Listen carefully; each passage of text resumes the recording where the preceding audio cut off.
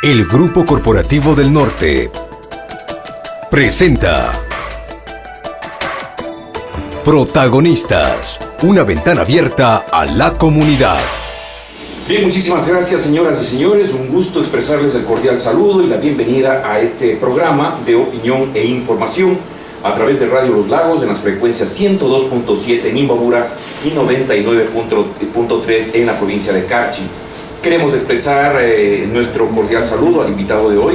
Es un protagonista de la noticia, el ingeniero Jorge Martínez, exalcalde de la ciudad y actual subsecretario de las Semplades de la Zona 1 Norte.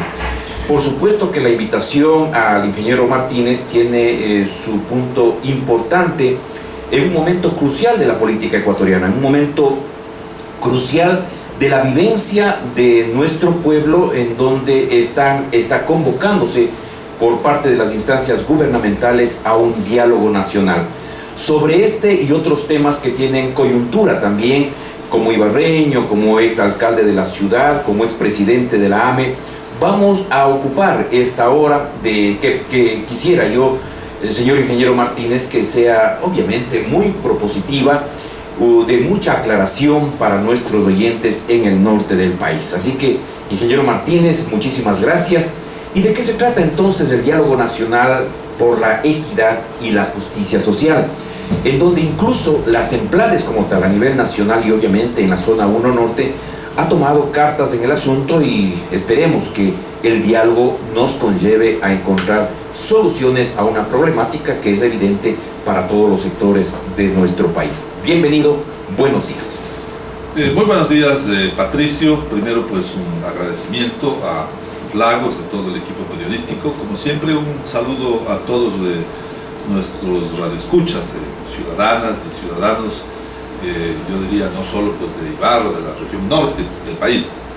Siempre será un placer dialogar. Yo creo que este es un mecanismo en el cual podemos relacionar muchas de las tareas que venimos trabajando. Comenzaré pues respondiendo a tu pregunta, diciendo que el diálogo debe ser siempre un instrumento fundamental para realizar encuentros entre los distintos actores de la sociedad. Comenzaremos entendiendo que somos un país diverso, un país que tiene obviamente muchas razones de distintos actores que son parte del mismo. Este es un país de muchas nacionalidades, un país pluricultural, un país diverso, en donde obviamente la sociedad tiene intereses distintos. Sin lugar a dudas, creo que también hay que reconocer que hemos tenido unos últimos tiempos, digamos, complejos, en donde la sociedad se ha movilizado. Podemos señalar que han habido algunos elementos que han propiciado que se acrecenten, digamos, estas movilizaciones. ¿Cuáles son esos elementos? Yo diría... Porque hay una cosa, Jorge, con todo el respeto, el hecho de que la ciudadanía haya salido a las calles ya sin inclusive liderazgos políticos, porque eso nadie lo va a poder negar. Hay gente que se ha mostrado muy directa para gritar consignas ante la actitud del gobierno, por ejemplo. Por lo tanto, yo pienso que hay que ser respetuoso, y creo que también hay que, de parte del gobierno, tener oídos para lo que están gritando las calles. No sé si ese concepto está muy bien percibido por ustedes. No, sin lugar a dudas. Yo creo que me parece que es importante, digamos, colocar varios de estos elementos en el debate, en la mesa. Este es un país en el cual, primero, la gente puede expresar lo que quiera. Y de hecho, eso es lo que ha sucedido siempre. Recordemos lo que ha sido pues, la historia del país en términos de las propias expresiones de las organizaciones sociales, los trabajadores, los indígenas, se movilizan, expresan sus puntos de vista. Creo que lo fundamental es que tenemos que encontrar en la sociedad mecanismos que permitan, obviamente, que estos temas puedan ser adecuadamente canalizados. Yo creo que sin lugar a dudas el último detonante es el debate, obviamente, de poner en el tapete las leyes que tienen que ver con el tema de, para que nuestra gente nos entienda, de las herencias de la plusvalía. es sin lugar a dudas un elemento que, basado en muchísima desinformación, porque hay que reconocer que esto es así, y podemos obviamente sobre la marcha de este diálogo ir mirando varios temas de esos, colocan obviamente en el imaginario de la gente interpretaciones que por último generan obviamente que, digamos, se concentren en un conjunto de diferencias. Yo creo que tenemos que comenzar entendiendo que esta es una sociedad en donde hay que buscar estos mecanismos, ¿cierto? La democracia es uno de esos. Yo creo que la democracia finalmente es el arma con la cual se resuelven muchos de los conflictos y de las diferencias, porque finalmente una tesis termina mediante un acto democrático electoral imponiéndose a otro. Ese es un mecanismo que creo el Ecuador, por lo menos en estos últimos 8 años, ha venido siendo parte de una forma adecuada de entender estas diferencias. Hemos asistido a cerca de 10 elecciones, ¿no? Recordemos que ha habido procesos electorales que han elegido dignatarios, ha habido una asamblea constituyente, ha habido un plebiscito de la misma, han habido varios ejercicios democráticos electorales que finalmente van zanjando, a mi juicio, estas diferencias. Entonces yo creo que en ese contexto el gobierno nacional abre un espacio de diálogo.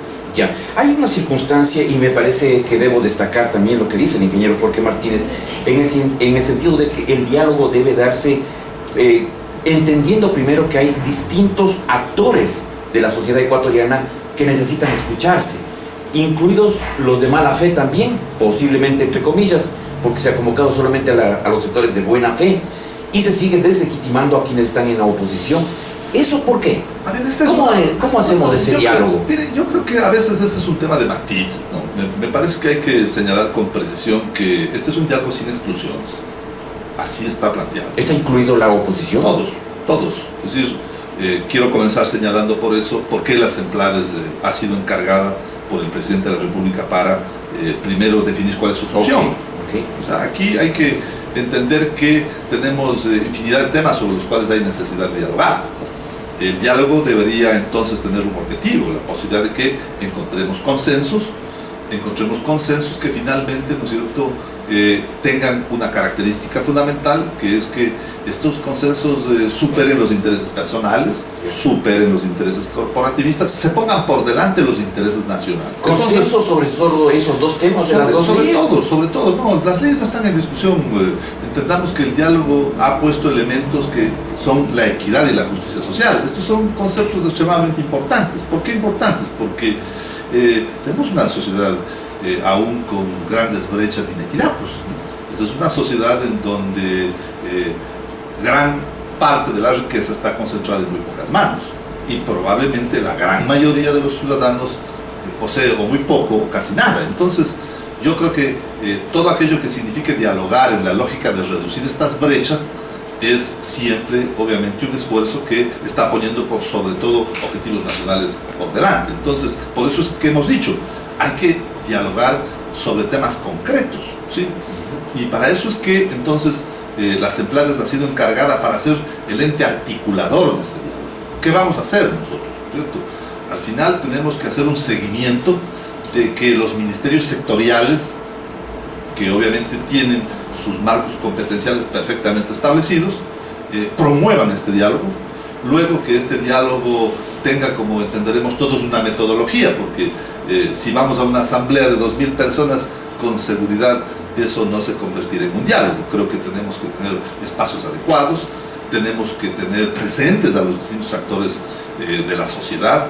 Creo que tenemos además que sistematizar este diálogo y al final también al diálogo ponerle un plazo, porque si bien esto no es un limitante para continuar dialogando, seguramente de temas mucho más complejos que tiene la sociedad, hay que poner una agenda. Pues entonces, ¿qué hemos dicho? Abrimos un diálogo a través de actores multisectoriales.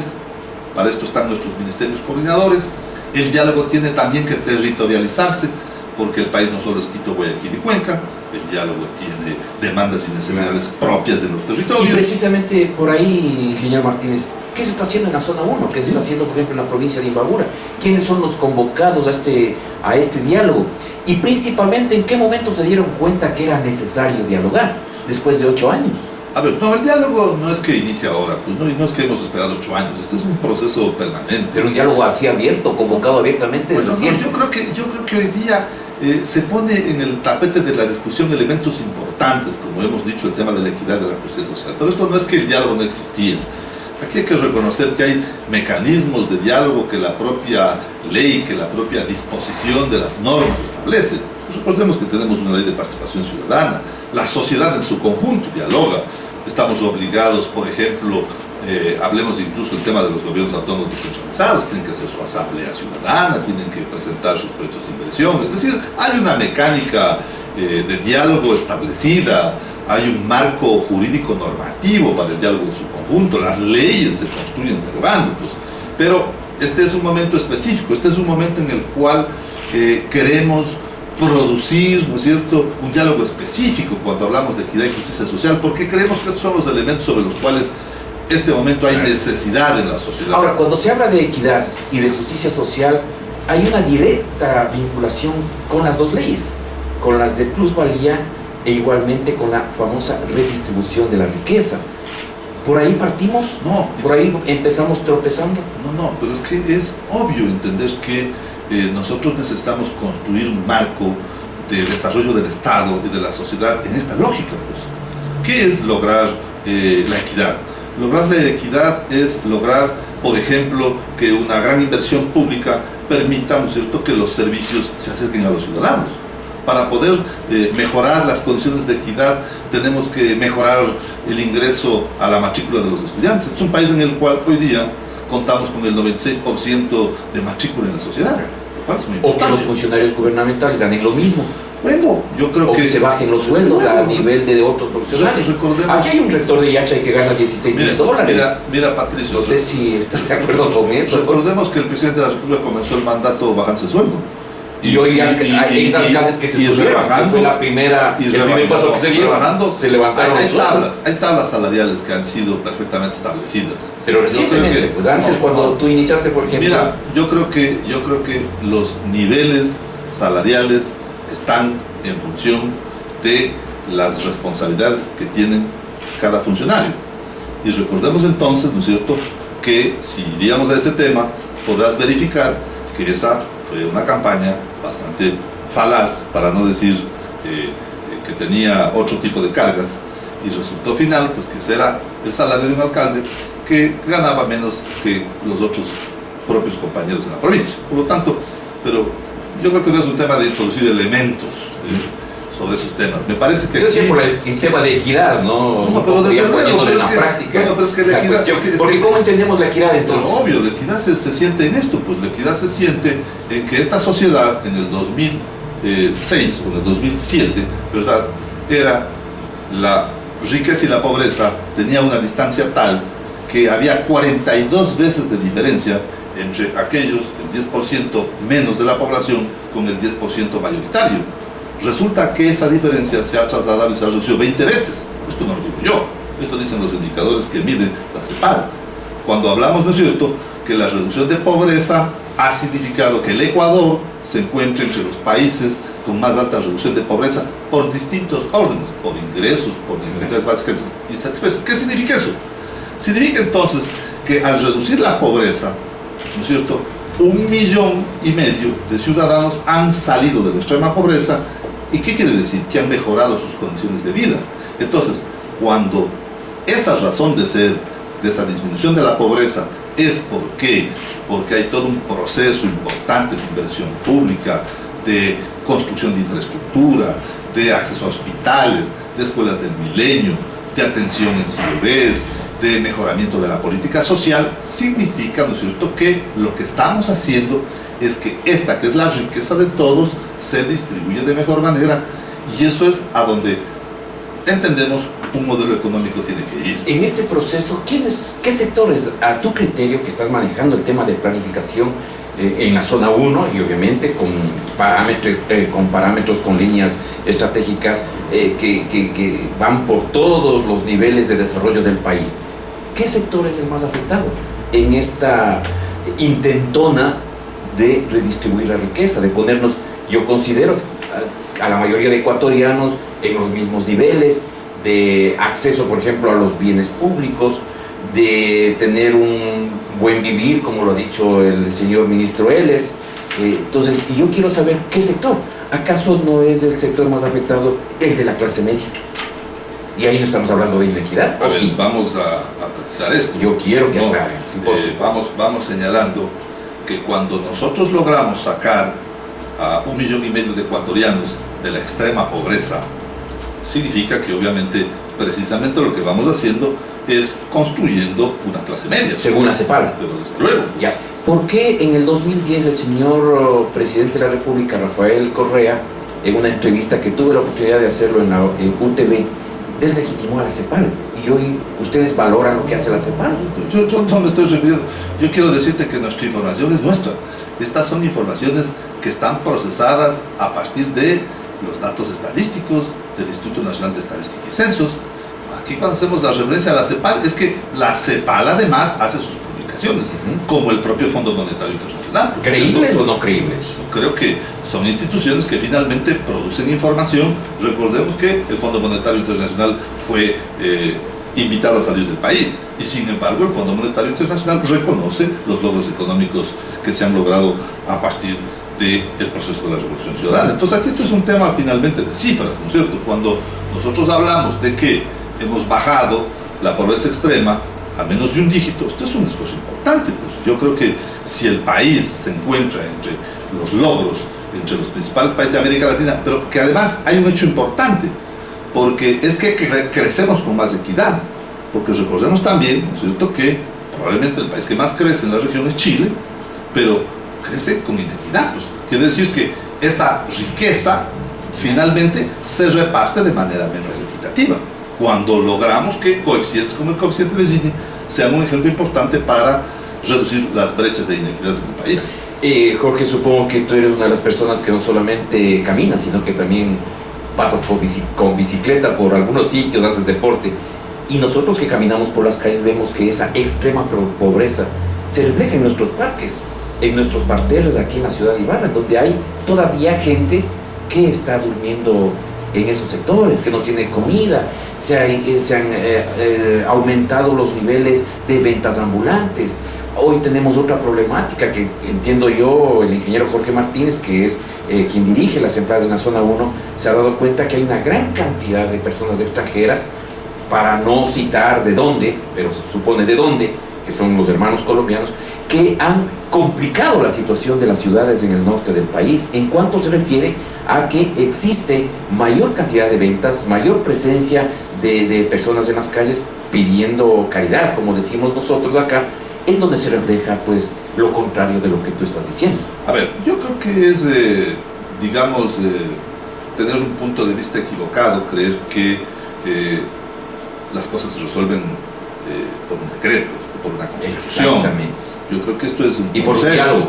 Esto es un proceso. Es decir, el construir una sociedad equitativa es un proceso.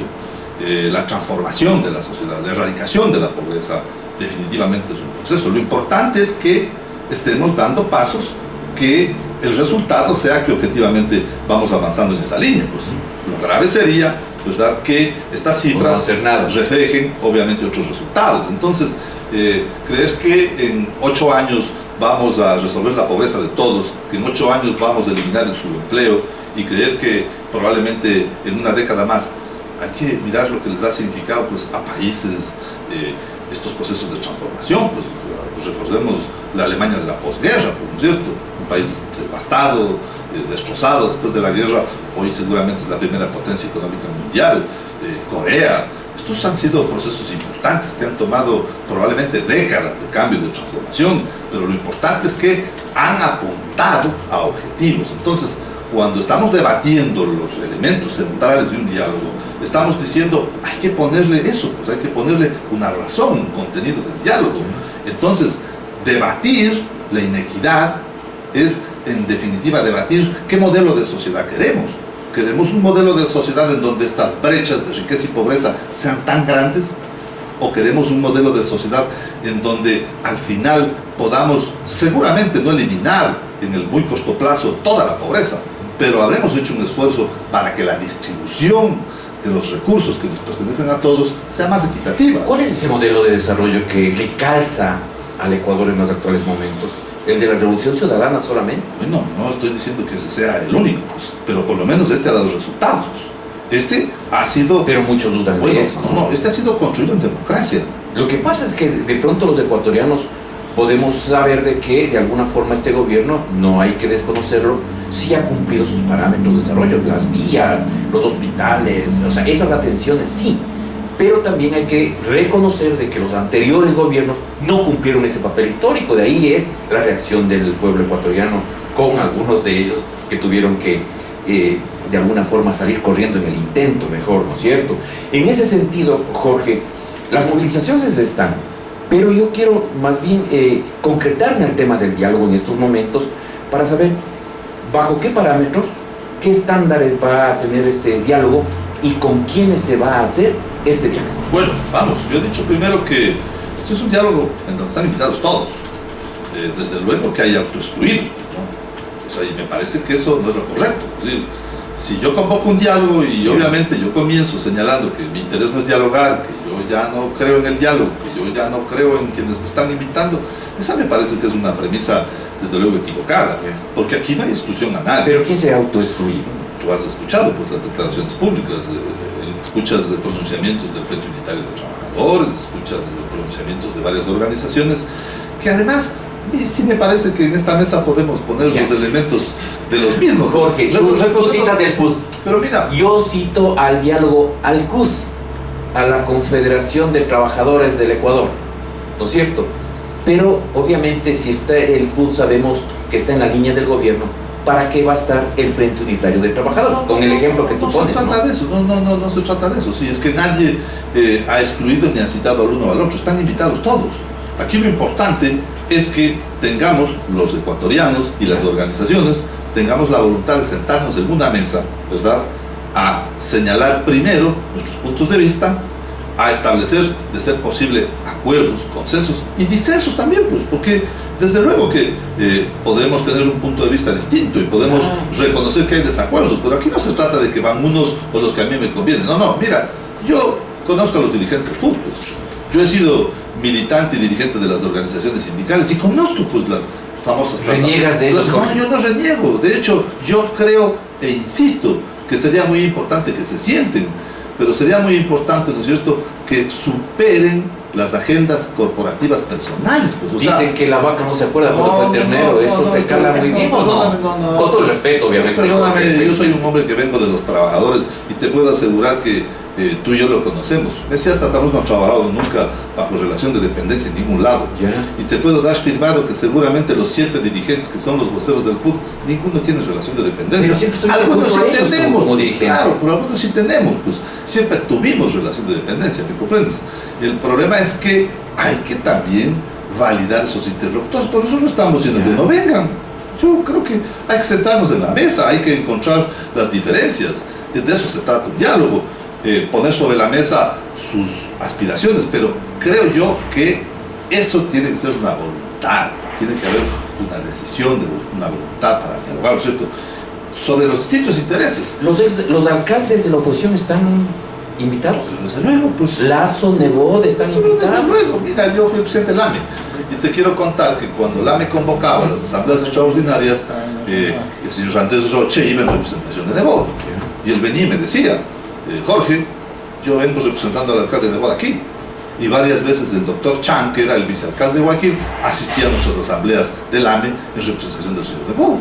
Así que yo creo que hay en pocos días una asamblea extraordinaria del AME, está convocada en Guaranda. Entiendo yo, ojalá, ¿cierto?, envíen sus delegados, pongan sus puntos de vista en esa asamblea y finalmente el municipalismo ecuatoriano que analice también sus inquietudes en materia de diálogo. En cuanto a temas, ¿cuáles son los que ustedes están planteando? Porque el diálogo, como tú dices, me parece muy bien el hecho de elaborar una previa agenda y sobre esto vamos a hablar. ¿Qué temas? Mira, hemos organizado, como te decía, los temas a la comunidad por temas sectoriales, pues porque obviamente nosotros tenemos ministerios coordinadores y cada ministerio coordinador es responsable del diálogo, digamos, en su área de competencia o influencia. Entonces, para poner un ejemplo, el desarrollo social, Conversaremos sobre economía popular solidaria, sobre vivienda y construcción, sobre temas de mujeres, sobre temas de jóvenes, sobre temas de profesionales de salud. Pongamos el tema de sectores estratégicos. Hablaremos sobre los temas de conservación y ambiente. Recordemos que en sectores estratégicos está el Ministerio del Ambiente, está la CENAGUA, está el Ministerio de Electricidad, está el Ministerio de Minas, de Energía. Entonces, hablaremos sobre todos estos temas, sobre los temas del debate ambiental, sobre el tema de las cocinas de inducción, sobre el tema del desarrollo eléctrico del país. Entonces, yo creo que esta estructuración de esta agenda se ha señalado que habrá por lo menos como mínimo 5 diálogos sectoriales. Esto significa que cada ministerio coordinador tendrá que agendar 5 diálogos. Esto es, si multiplicamos por 6 ministerios coordinadores, no habrá menos de 30 diálogos que hay que también territorializarlos. Déjame contarle a la comunidad que en el caso de la zona 1 hemos podido ya trabajar con todo el ejecutivo desconcentrado. Hemos estado con el gobernador y sus gabinetes provinciales en Sucumbíos, en Esmeraldas, en el Carchi, en Imbabura, dando instrucción, ¿no es cierto?, a cada una de las entidades, de las direcciones provinciales, de las distintas carteras de Estado, a trabajar en una agenda, en la preparación de un cronograma, de tal forma que, digamos, esto se produzca un gran diálogo por sectores, un diálogo territorializado, que podamos hablar, seguramente habrá grupos de interés, digamos, por ejemplo, el transporte en el Carchi es un tema importante, central, allí es un tema preponderante de la economía local. Entonces, este diálogo en el Carchi sobre el transporte tendrá seguramente más importancia que o el diálogo en Tungurahua con el tema de los regantes, por ejemplo, que es un tema extremadamente importante. Entonces, aquí la idea es que vamos hasta el 15 de agosto, ¿no es cierto?, a tener una gran agenda de diálogo. Varios de estos diálogos se están desarrollando. El plazo es septiembre. El 15 de septiembre vamos a hacer una primera evaluación. Entenderíamos que ya al 15 de septiembre, que es el plazo que ha puesto el presidente, habremos tenido resultados de este diálogo, ya habremos tenido una agenda de consensos, de disensos también, pero obviamente sobre una base, pues, metodológica, estructurada en un cronograma, y lógicamente la idea es que logremos luego de presentar al presidente el 15 de septiembre definir, ¿cierto?, definir si el diálogo en varios temas debe continuar. A lo mejor los temas con los trabajadores, con los dirigentes sindicales, con las organizaciones indígenas requiere más tiempo. Se van a constituir metodológicamente mesas y temas, como te he explicado, le hemos explicado a la comunidad de trabajo, y la idea es ir produciendo resultados. Correcto. Las palabras del ingeniero Jorge Martínez, quien es el subsecretario de las Empleades, aquí en Protagonistas a través de Radio Los Lagos. Vamos a una pequeña pausa. Enseguida estamos con la otra media hora en este diálogo con el ingeniero Martínez.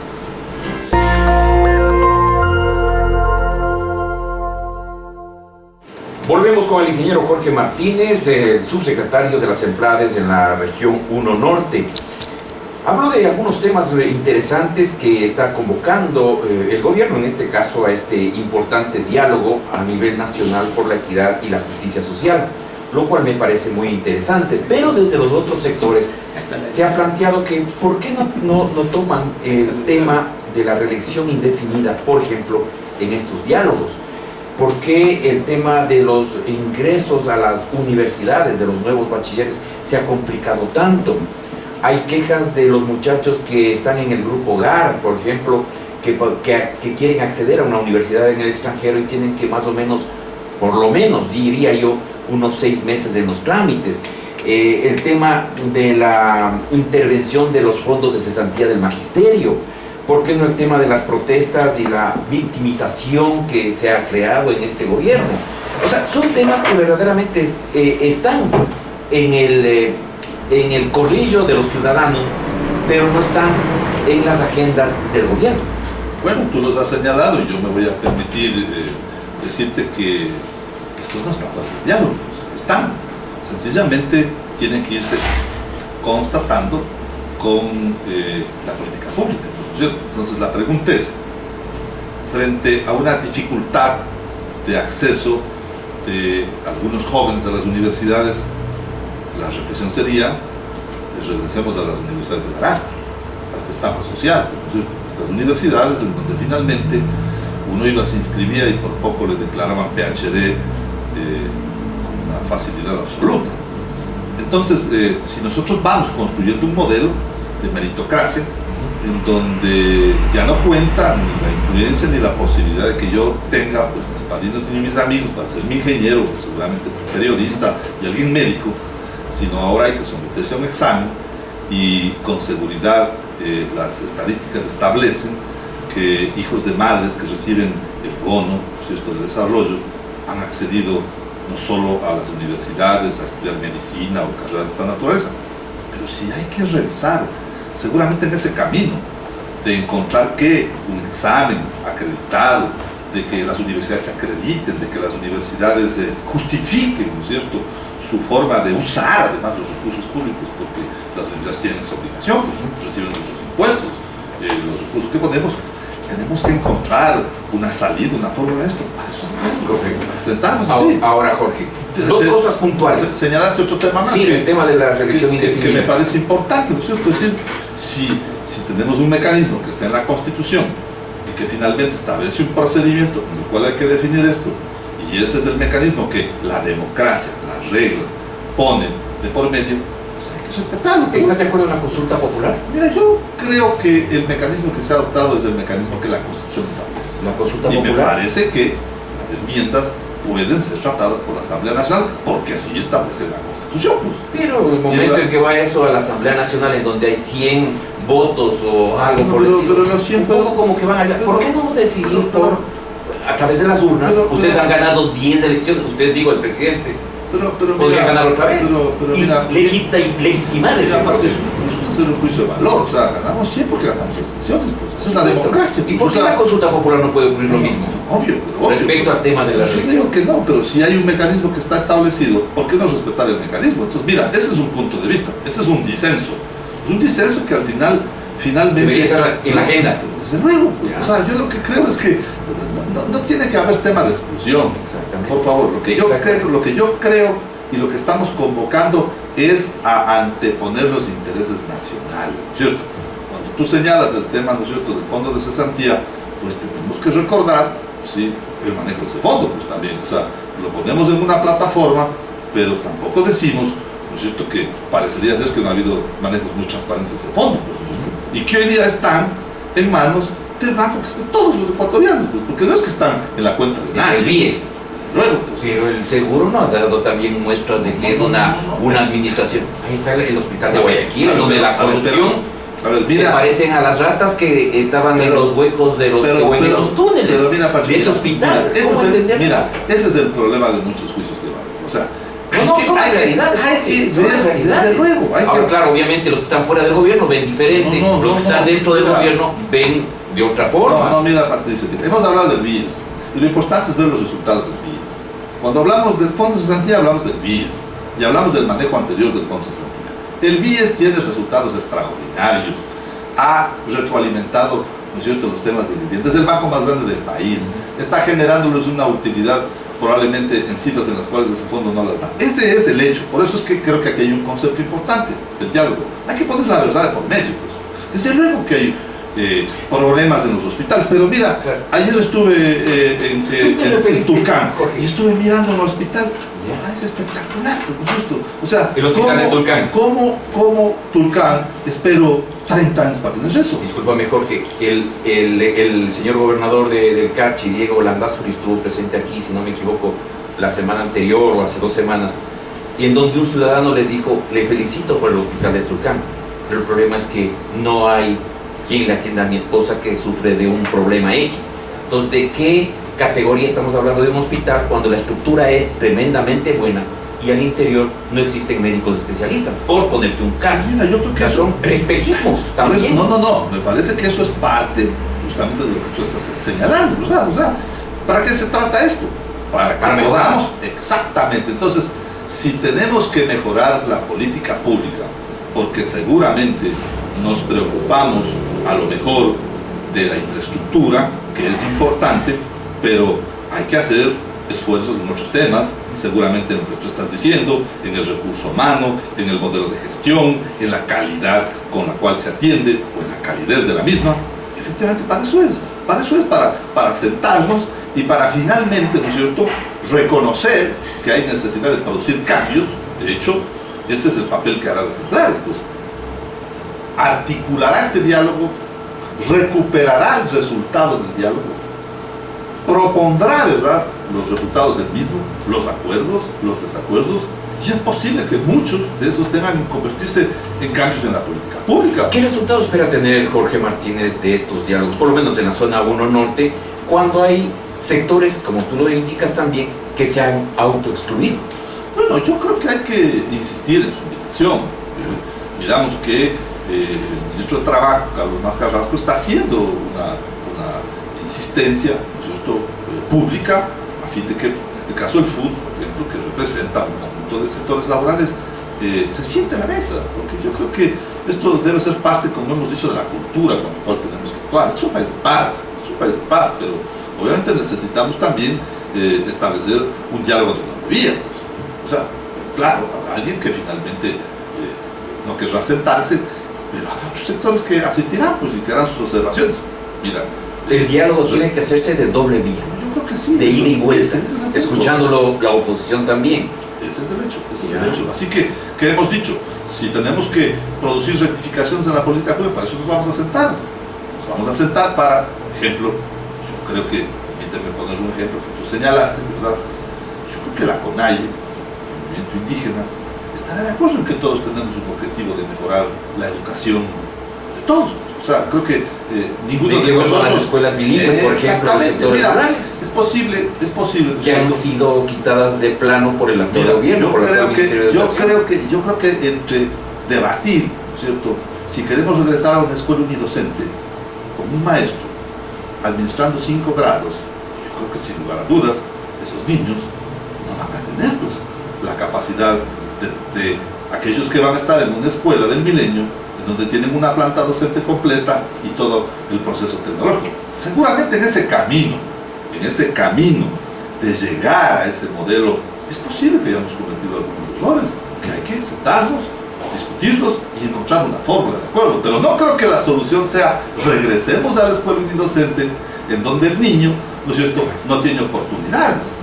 Esa es una consecuencia del debate, por ejemplo, del ingreso a las universidades, ¿no es cierto? O sea, estamos diciendo que aún hay que construir una sociedad en la cual ojalá las oportunidades sean iguales para todos. Pero yo creo que sería impensable regresar, ¿no es cierto?, y no dejar de reconocer que, por ejemplo, tú y yo lo conocemos, hay afroecuatorianos, indígenas de nuestras nacionalidades en el servicio exterior. Pues. Esto era impensable, pues. El servicio exterior era de pedigrí. Había que tener abolengo, apellido, para poder estar en el servicio exterior. Entonces, estos cambios, ¿no es cierto?, tienen que seguirse dando, pues. Entonces me parece que en el camino tenemos que reconocer que seguramente hemos cometido errores y que hay que rectificarlos. Por supuesto. En un momento dado se pensó en varios sectores ciudadanos de que esta convocatoria al diálogo parte de una especie de miedo cuando la gente salió a gritar en las calles. ¿Puede tener un espacio de credibilidad esta situación? Porque en un momento dado se habló de confabulación, de conspiración, etcétera. No se ponían de acuerdo qué mismo eran los voceros oficiales, y lo cierto es que hay gente que no está movida por ningún sector político, pero que está en las calles también.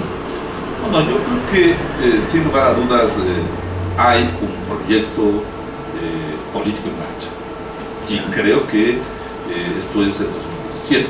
Pero no es legítimo eso. Desde luego, pero en las elecciones. El problema es vamos a las elecciones y el pueblo ecuatoriano decidirá. Pues, ¿qué quiere el pueblo ecuatoriano?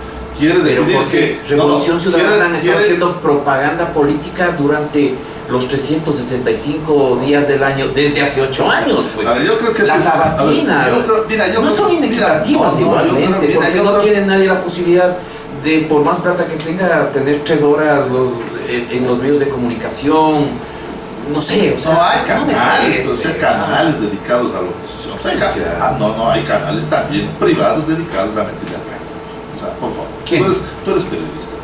¿Quién? O sea, mira, pues, o sea. Porque en el momento que dices periodistas corruptos y todo, pero nos metes a todos en la misma. No, hay varios. Y aquí en la localidad tenemos ejemplos. Pues, y si no recuerda mi caso, por cierto, todos los que estaban en la agenda contra la mayoría son empleados de una entidad pública. Entonces, ¿qué son esos? ¿Qué son? Esos son corruptos, porque usaron adecuadamente espacios en los cuales tenían una agenda propia. Entonces yo creo que aquí no nos hagamos los ingenuos, ¿no es cierto? Yo creo que al final... Inclusive estuvieron en el Consejo Municipal contigo en calidad de concejales. Mira, el que es concejal gana elecciones. El que es concejal se legitima electoralmente. Entonces yo creo que el 17 es el espacio más importante para que el pueblo ecuatoriano decida en las urnas su destino. Y sin embargo de eso no significa, por favor, que las personas puedan expresarse. Pero la expresión ciudadana, lo importante es que no tenga esos niveles de violencia. Yo estoy de acuerdo en que las personas expresen su punto de vista, pues posten un cartel, marchen, señalen su disconformidad. Abramos canales para dialogar, para encontrar esa disconformidad y para encontrar soluciones.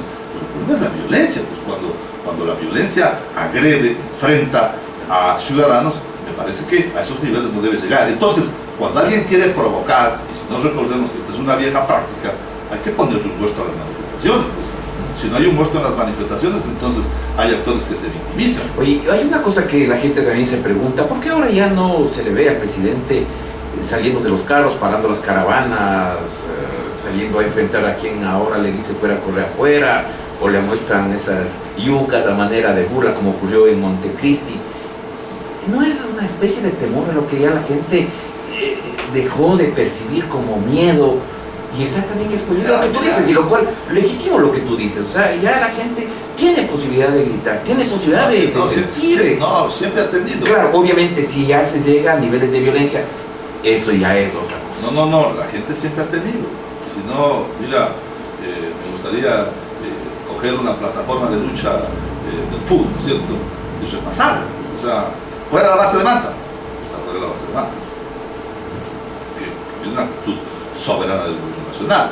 Pero, o sea, fuera los organismos internacionales que no nos impongan, ahí está, pues ya no somos objeto de las cartas de intención del Fondo Monetario Internacional, de las doctrinas y seguimientos que tenemos que hacer. Entonces, pero claro, habrán aspiraciones de esos sectores que seguramente requieren procesos más profundos de transformación de la sociedad, pues, o es que lo impensable es que esos conductores, ¿no es cierto?, que se han declarado siempre defensores del socialismo, porque se supone que los trabajadores vienen de esa vertiente, ¿no es cierto? Lo extraño es que resulten en coincidencias con otros actores, nada más. Yo solo pongo esos elementos. O sea, a mí me parece inconcebible, ¿no es cierto?, el señor Lasso, de la mano del Mesías Tatamuestro.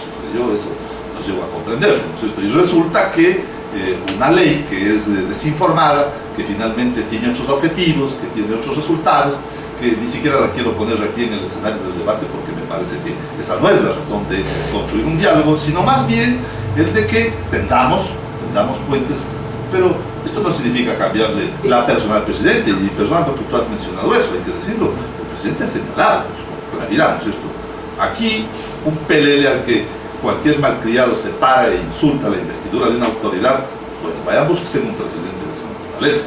Y yo creo que eso debe ser parte de una premisa de la educación, pues nosotros respetamos a la autoridad. ¿Fue siempre. un error lo de los 10 del Unicoto? ¿Fue un error lo de la gordita horrorosa? ¿Fue un error el tema de bajarse a enfrentarle a un muchacho de 17 años porque le hizo señas de una yuca? Digo yo. Planteo ese asunto. Recuerda cuando tú eras dirigente estudiantil igualmente, yo supongo que estabas en las calles igual. Siempre. Y esta democracia. ¿Tuviste problemas? Mira, y esta democracia, algunos nos significó obviamente recuperarla de la dictadura con la movilización, ¿no es cierto? Pero jamás dándole de bombas molotov, ni preparando bombas explosivas contra nuestros conciudadanos, pues, o sea, marchamos en la calle expresando nuestra voz de protesta contra la dictadura, contra la represión. Exsocialistas exsocialistas compañeros tuyos estuvieron con Amparo Uribe, que ahora están en el gobierno también. ¿Y qué hacen ellos? Mira, y otros no están. Rezaban el rosario. Mira, pero hay otros que no están, pues imagínate que hay otros que nos invitaban a votar por Bucaram. Y socialistas que también se pasaron al socialismo del siglo XXI, que dicen que es un socialismo de papel. Mira, yo creo que este no es un problema de juicios de valor. A mí me parece que este momento estamos invocando al país a sentarnos, a debatir con un método racional nuestras diferencias, y me parece que eso es de lo que se trata, de que hay una agenda programada, de que hay una invitación a todos, y de que finalmente el mecanismo más adecuado de construir una sociedad es debatir temas centrales, diferencias, pero siempre pensando y basándonos en un objetivo, ¿sí? Esta sigue siendo una sociedad inequitativa. Vivimos en la región más inequitativa del mundo. Imaginémonos con ciudadanos que ni en el África, en donde hay niños que mueren en brazos de las madres de hambre, hay tanta inequidad como en América Latina, y el Ecuador no es la excepción. Entonces, un país que quiere salir adelante, que quiere construir un modelo, que no debate estos temas, sin lugar a dudas no va a encontrar un camino. Y creo yo que la violencia, ¿verdad?, no será nunca un mecanismo de encuentro. En septiembre tienes ya resultados, Jorge. Sí, el 15 de septiembre tenemos que entregar al presidente, ¿no es cierto?, todo el proceso del diálogo, lo que han sido los acuerdos, lo que han sido los disensos, porque también varios puntos en los cuales seguramente será imposible, pero el tema es que el 15 entregaremos al presidente la sistematización de este diálogo.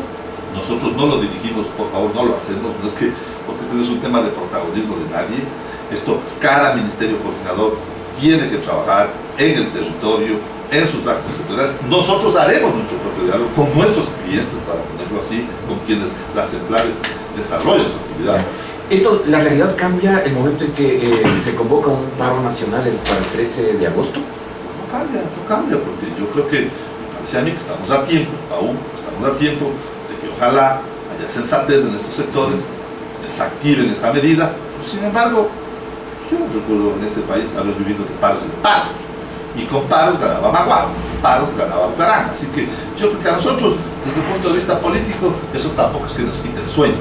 Desde una visión de diálogo, de construir un país, ojalá invocamos a que la sensatez dé una muestra, es decir, podemos dejar una medida de esas, que por favor, no se entienda que se les estoy pidiendo, pero vamos a sentarnos en una mesa y finalmente poder encontrar nuestras diferencias, que yo no creo que sean muchas, ¿no es cierto? O sea, queremos un código del trabajo que reconozca nuestros derechos. Creo que, o sea, estamos listos para sentarnos, debatir algunas diferencias que pueden existir, y creo yo que ¿quién ha hecho más por los trabajadores? Pues que este gobierno, ¿no es cierto? La tercerización, los ingresos de los salarios, las amas de casa afiliadas. Somos el gobierno que ha crecido la tasa de afiliación de los trabajadores de manera incalculable. Hoy, las empleadas domésticas son pues obligadas a afiliarse, ¿no es cierto? Claro. Ya no pasa lo que pasaba antes, ¿no es cierto? Que en algunas de las pero casas... muchas de las casas ya salieron las empleadas domésticas, Jorge, ya no podemos estar creyendo en cucos tampoco, porque las familias, el momento en que te obligan a pagar un sueldo digno, afiliación, simplemente le dicen pero muchas gracias. Imagínate, hay mucha gente pero imagínate que ¿Tú tienes cuántas empleadas domésticas? No tengo. Ah, no tienes. Porque Imagínate. era caro, es caro, resulta caro. Pero imagínate que eso sea un cuco, reconocer el derecho a un grupo de personas. Por supuesto. Desde luego, ¿cuántos de nosotros hemos evitado que esa explotación salvaje que había en el sector privado porque evadían la afiliación?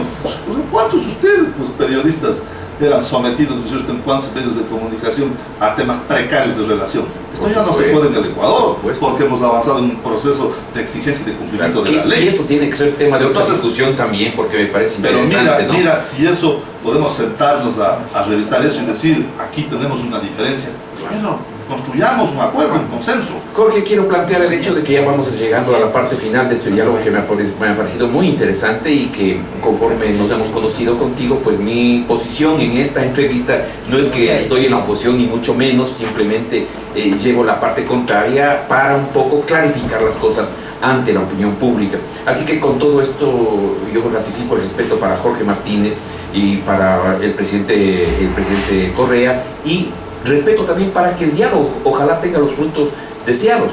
Vamos a lo puntual nomás. Mucha gente, ¿cómo le ves tú la gestión del gobernador de Imbabura, por ejemplo? Un poco como que ha desaparecido. ¿Qué es lo que sucede con Diego, que no está apareciendo como ocurre en otras provincias? No, él tiene una agenda específica. Entonces, recordemos que este es un gobierno en donde hay un GPR, que es un gobierno por resultados, en donde donde cada quien tiene que cumplir funciones específicas y tiene que dedicarse a esa, y esa es su tarea. Hoy nosotros estamos al frente del diálogo, él tiene actividades específicas de coordinación. ¿El gobierno cometió el error de, luego de la pérdida de febrero, volverlo a la gobernación? No, yo no creo que ese es el error. O sea, mira, Diego es un compañero que finalmente pues, ha cumplido una función pública y creo que al final toda su experiencia y su capacidad tiene que ponerla al servicio del gobierno. ¿Es un error de país el hecho de que un candidato a concejal de Ibarra ahora esté trabajando en el otro sector como funcionario en Atutaki, en una radio? Me refiero a Leonardo Yepes, por ejemplo, no hay... Creo que eso es un espacio personal particular de él, porque cada persona pues, decide sus opciones. Me parece que él habrá tomado esa decisión libre y voluntariamente y a nadie le interesa perjudicar en absoluto a nadie. ¿Este gobierno es de izquierda? Desde luego. ¿La Revolución Ciudadana hasta dónde va? La Revolución Ciudadana va hasta la victoria siempre. ¿Qué opinas de los socialistas? Buenos compañeros, como muchos de ellos seguimos en este camino. Correcto. Otros están a un lado, ojalá en la marcha se incorporen. Correcto. ¿A Ibarra cómo le ves? Difícil, compleja, difícil, ¿Por qué? porque creo que aún no encuentran un norte adecuado de dónde ir. No hay camino certero para avanzar. Correcto. Y finalmente, Jorge, ¿algún mensaje para quienes están en la orilla contraria a esta convocatoria del diálogo que ustedes han planteado? Bueno, decirles que la única forma de construir una sociedad es dialogar. Y que el diálogo supone eso, supone encontrarnos entre diferentes. Y que creo que aún tenemos espacio para poder construir sueños conjuntos. Y me parece que, sobre todo a aquellos sectores que se autoexcluyen, decirles que antepongan la agenda personal, la agenda corporativa a los intereses del país. Y que creo que lo fundamental es que cuando pongamos los intereses del país, de la sociedad en su conjunto, sin lugar a dudas vamos a encontrar acuerdos. ¿Y esa agenda desde el gobierno también debe anteponerse a los intereses nacionales o lo contrario? Desde luego, pues estamos queriendo debatir temas nacionales, queremos debatir el problema de la equidad, queremos debatir el tema de la justicia social. Ese es el concepto del diálogo. ¿Cómo hacemos una sociedad más equitativa? Entonces seguramente tendremos ópticas distintas, pero en alguna parte del camino nos encontraremos en construir, creo que, una sociedad más equitativa. Yo soy un socialista y el socialismo promulga eso, construir una sociedad más justa que una injusta en la que estamos viviendo. Y me parece que esa definición muy sencilla del socialismo nos puede encontrar a diversos. Seguramente algunos tendrán otra tesis. Esos disensos también los vamos a recoger para que sean elementos que nos permitan en el resultado final construir un país que es el que todos queremos. Al margen nomás, ¿falta sinceridad en la política ecuatoriana? Pues yo creo que la política ecuatoriana tiene algunos defectos. Solemos decir que la política ecuatoriana es como la olla de los cangrejos. Es decir, ese que se está saliendo, el que está más abajo, hace un esfuerzo para que se caiga.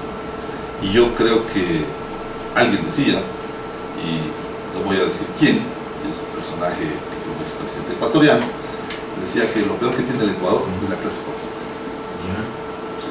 ¿Concuerdas? Que eso era lo peor que tiene. ¿Concuerdas con eso? Yo creo que sí, yo creo que a la política ecuatoriana le hace falta más capacidad, más calidad, más diálogo. Sí. Y falta dignificarla por los actores políticos también, Desde creo. luego, por eso es que cuando él calificaba a la clase política como lo peor que tiene América Latina, entonces resulta que necesitamos todos mejorar. Correcto, muchísimas gracias. Ha sido una hora de diálogo interesante con el ingeniero Jorge Martínez, quien es el subsecretario de las Emprades Zona 1 Norte. Ha sido un diálogo en donde nos permitió aclarar algunos puntos importantes de su actividad, de esta convocatoria al diálogo también, y sobre todo un análisis pormenorizado de ciertos temas que son de coyuntura política. Muchas gracias a ustedes, amables oyentes en el norte del país. Será hasta la próxima semana, en donde tendremos aquí, en esta mesa de trabajo, a otro nuevo protagonista que genera noticia y que genera opinión. Hasta pronto, muy buenas tardes. El Grupo Corporativo del Norte presentó Protagonistas. Una ventana abierta a la comunidad.